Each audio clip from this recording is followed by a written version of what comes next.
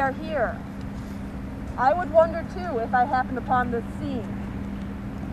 You can see that we do this in honor of fallen brothers and sisters. You want to understand why. To some extent, so do I. There have been many who have been victimized by a cult that is allowed to run unchecked. There are many who have died. We don't know why this so-called sect has been allowed to continue, frankly. Why are they dead? Scientology taught Ellie Perkins to keep her son off of psychotropic drugs.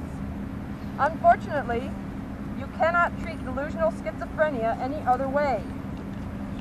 After years of vitamin therapy and lots of tech, Ellie's son Jeremy stabbed her over 70 times during a psychotic break. Lisa McPherson died while suffering a similar psychotic break. During a minor roadside accident, she began removing her clothing and screaming for help. She was transported to a local hospital for help. Scientologists, acting under a theoretical power of attorney, removed her from that hospital to the Fort Harrison Hotel, where she was maintained in degrading conditions. As she was dying, no one thought to take her to any of 3 hospitals within a 15-minute drive. Instead, she was delivered dead on arrival to a hospital 45 minutes away. These are only 2 of many. We don't intend to stand as judge or jury in the many deaths that have resulted because of Scientology. We are here to remember. We wish to remember all of those who have fallen. Fallen for a hope that was not real. Fallen for Scientology. Take a moment of silence with us to recall the people who should not be dead.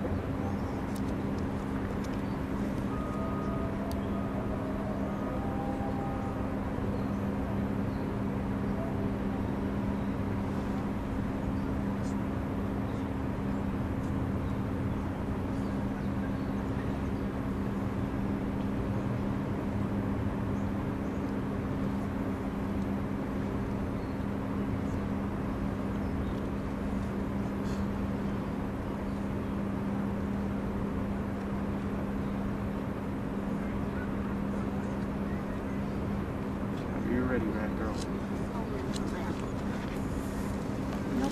No pressure. I hope you can hear me. We gather here this evening to pay tribute and respect.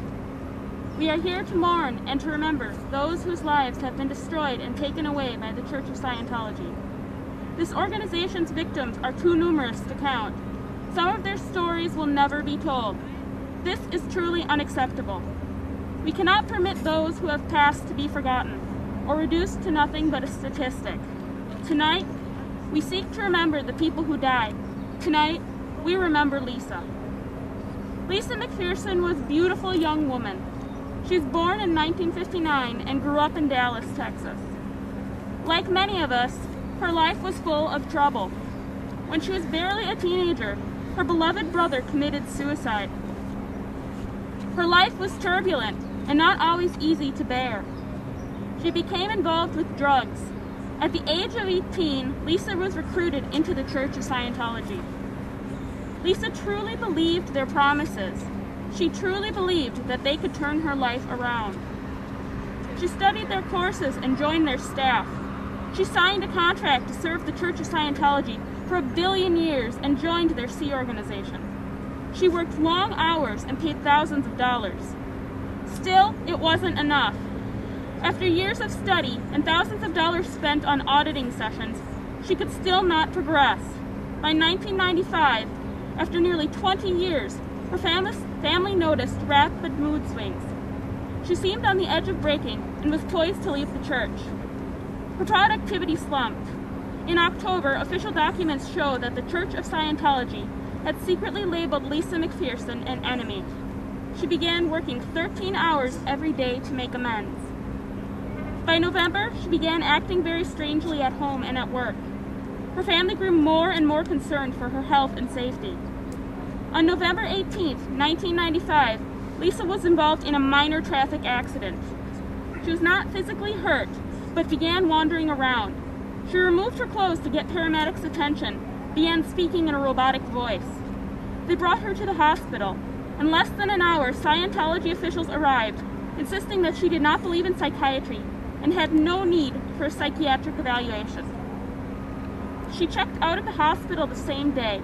She was taken to the church's Fort Harrison Hotel, room 174. It was here she spent her last days. She was put under constant surveillance. Handwritten records describe her as out of control. She refused food and thrashed about, hitting the walls with her hands and feet. She was given sedatives to keep her calm. She was given supplements and injections, despite having no physician on staff. Anyone who questioned her treatment was told to butt out. On December 5th, just 17 days after being taken to Fort Harrison, she was loaded into a van to be taken to the hospital. They could have taken her to Morton Plant Hospital, just 5 minutes away. They didn't. Instead, they drove 45 minutes north to a hospital. By the time they arrived, she was dead. The coroner's report indicated that she had deteriorated slowly. Tests revealed she had gone without water for 5 or 10 days.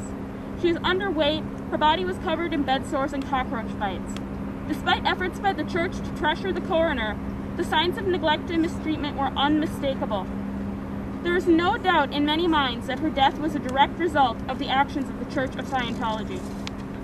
While it is important to remember how Lisa died, so that we may prevent others from suffering in the same way, it is important to remember how Lisa lived. She was a bright woman with brown hair and shining eyes.